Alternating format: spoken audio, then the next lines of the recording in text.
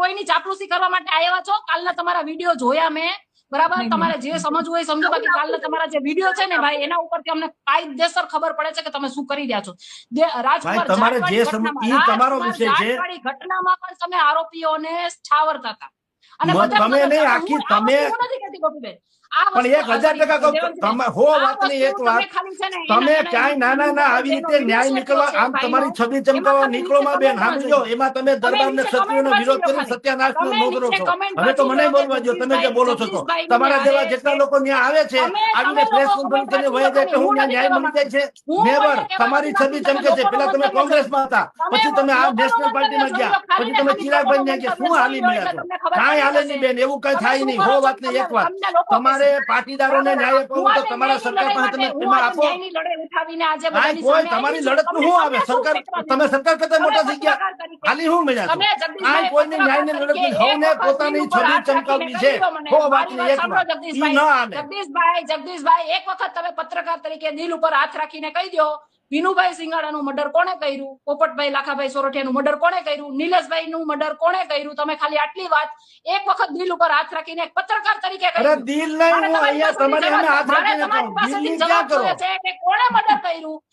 જયરાજસિંહ ટેમુભા જાડેજા ઉપર એનો આરોપ છે. લ્યો હાલો, આરોપ તમને નથી ખબર? એક પત્રકાર તરીકે તમે દિલ ઉપર હાથ રાખીને તમારા તમારા સરકારનું કહો ને, પણ અદાલતનું કહો ને, અદાલતથી મોટા છીએ. મેં નજરે નથી જોયું. સાંભળો જીગી સાહેબ, મેં નજરે જોયું નથી, સાંભળી લ્યો. પણ આરોપ છે તો તમને કહું છું, ના કાંઈ હાલે નહીં. પણ તમારી અદાલત શું કરે, તમારી સરકાર શું કરે, તમારા પાટીદાર શું કરે, આની શું મળ્યા? મેં નજરે નથી જોયું. દિલ ઉપર હાથ રાખી પત્રકાર તરીકે દિલ પૂછ્યું, હું તમને કહું છું ને, મેં તો નામ આપ્યું. તમે રેવા દો, તમે આવી ખોટી ચાપલૂસી તમે ન કરો. પાટીદારોને ઉશ્કેરીને તમારી છબી ચમકાવવાની કોશિશ ન કરો.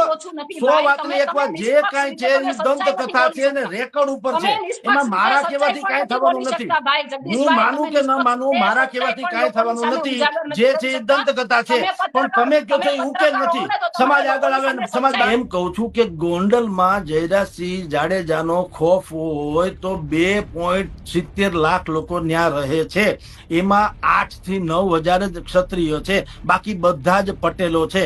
તમે કોઈ એમ માનો છો ખરા? બંદૂકના નાળ છે 3.5 લાખ લોકોને અત્યારના યુગમાં, રામવાળાના યુગમાં ને પેલા જવા દો, બંદૂકના નાળ છે, તમે 3.5 લાખ લોકોને બાંધ પકડી શકો એવું બને છે ખરું? અરે બેન, સરકારની તો સાંભળો. જિગીસા પટેલ અને જગદીશ મહેતા વચ્ચે ડિબેટની અંદર ગરમાવો આવ્યો. ગોંડલ મુદ્દે જયરાજસિંહ જાડેજાને લઈને અનેક ચર્ચાઓ કરવામાં આવી અને જગદીશ મહેતા અને જિગીસા પટેલ આમ આદમી પાર્ટીના નેતા છે, તેમના વચ્ચે બબાલ થઈ અને મામલો ઉગ્ર બન્યો અને પછી દેવાંશીબેને ઠંડો પાડ્યો અને પછી હાલ જો વાત કરવામાં આવે તો આ વિડીયો ખૂબ જ વાયરલ થયો છે. આ ડિબેટને લઈને દર્શક મિત્રો તમારું શું કહેવું છે? કમેન્ટ કરજો, લાઈક કરજો, ફોલો કરવાનું ના ભૂલતા.